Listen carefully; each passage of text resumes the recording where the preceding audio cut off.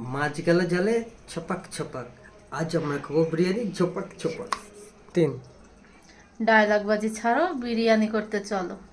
আগে থেকে চিকেনটাকে ম্যারিনেশন করে রেখেছিলাম।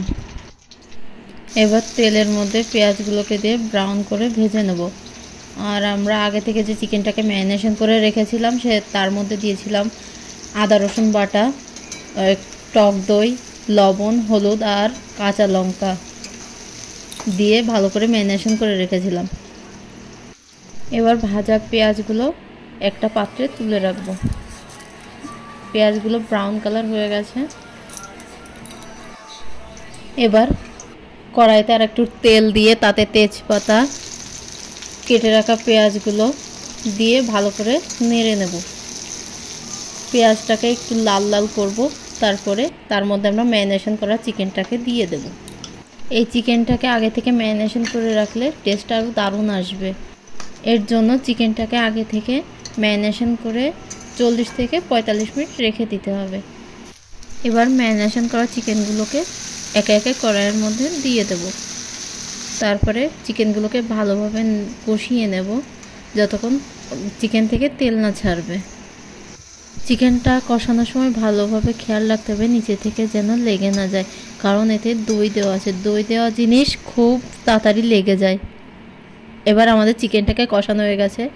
আগে থেকে করে রাখা ভাত, এবার হাঁড়িতে ঘি লাগিয়ে নিলাম। তার মধ্যে আগে থেকে করে রাখা ভাতের একটা লেয়ার দিয়ে দেব। ভাতগুলোকে ভালোভাবে পাতিয়ে দেব।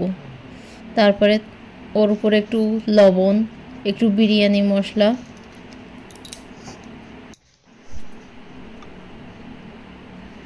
এরপর একটু সামান্য ঘি দিয়ে দিলাম। বিরিয়ানির ভাতটাকে করার সময় খেয়াল রাখতে হবে যে ভাতটা যেন ঝুরঝুরে আর লম্বা হয়। এইবার ভাতের উপরে আমরা পুদিনা পাতা দিয়ে দেব। আগে থেকে ভেজে রাখা পেঁয়াজটাকেও দিয়ে দেব। সামান্য একটু দুধ দিয়ে দেবো উপর থেকে। এবার কষিয়ে রাখা চিকেনটাকে এক লেয়ার দিয়ে দেবো ভাতের উপরে। এবার চিকেনটার লেয়ারটা ভালোভাবে ভাতের উপরে বিছিয়ে দিতে হবে। এরপরে চিকেনের উপরে আবার একটু রাইস দিয়ে দেবো। তার উপরে আবার সামান্য একটু লবণ, একটু বিরিয়ানি মশলা, একটু পেঁয়াজ ভাজা, উপর থেকে পুদিনা পাতা, আবার চিকেনের আরেকটা লেয়ার দিয়ে দেবো আমরা। তো বন্ধুরা, আজকে আমরা যে বিরিয়ানিটা বানাচ্ছি সেটাই এক ধরনের দম বিরিয়ানিই বলা যায়। ওইদিকে তোমাদের দাদা বসে আছে, বিরিয়ানিটা কখন রেডি হবে আর কখনও খাবে। এবার উপর থেকে আরেকটা ভাতের লেয়ার দিয়ে দেব। তার উপরে আবার সেম একটু বিরিয়ানি মশলা, একটু লবণ দিয়ে দিলাম। এবার পরিমাণ মতো ঘি দিয়ে দেবো উপর থেকে। এরপরে আবার পেঁয়াজ ভাজাগুলো উপর থেকে ভালোভাবে ছড়িয়ে দেব। তারপর আর একটু পুদিনা পাতাও উপর থেকে ছড়িয়ে দেব ভালোভাবে। পুদিনা পাতা বিরিয়ানিতে দেয় কারণ ওর একটা স্বাদ আর গন্ধই আলাদা বিরিয়ানি। এবার বিরিয়ানিটাকে ঢাকা দিয়ে আমরা দমে বসিয়ে দেব 30 থেকে 35 মিনিটের জন্য। তোমাদের দাদা তো অপেক্ষায় আছে কখন খাবে।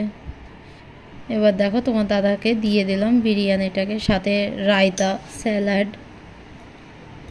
এবার তো তোমাদের দাদা খুশিতে খাওয়া শুরু করে দিয়েছে। বিরিয়ানি পেয়ে গেছে না সে, দেখো কিভাবে খাচ্ছে।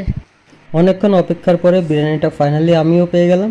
তা আমি তো এতক্ষণ সত্যিই খুবই অপেক্ষা করেছিলাম কখন বিরিয়ানিটা রেডি হবে। তা সত্যি বিরিয়ানিটা যা বানিয়েছে দারুণ দারুণ বানিয়েছে। বাইরে বিরিয়ানি খাওয়ার থেকে বাড়িতে যদি এই রেসিপি ফলো করেন আপনি, তাই আপনিও খুব সুন্দর সুস্বাদু বিরিয়ানি বানাতে পারেন।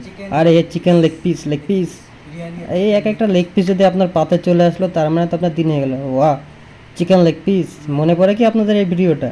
তো আমারও সেই সেম ফিলটা আসছে এখানে। তো আপনারাও বারে করুন, আপনারাও মজা নিন এরকম বিরিয়ানি।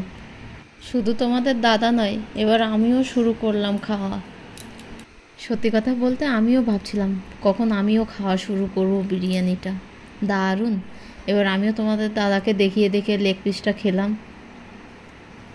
বিরিয়ানি বানানোর সময় যে গন্ধটা আসছিল তাতেই আমার খিদে ডবল হয়ে গেছিলো কখন আমি খাবো। তো আজকের বিরিয়ানিটা তো বেশ ভালোই হলো। তার আপনাদের বিরিয়ানি যদি ভালো লেগে থাকে তাহলে চ্যানেলটিকে সাবস্ক্রাইব করে দিন আর লাইক করে। ধন্যবাদ বন্ধুরা ভিডিওটি দেখার জন্য।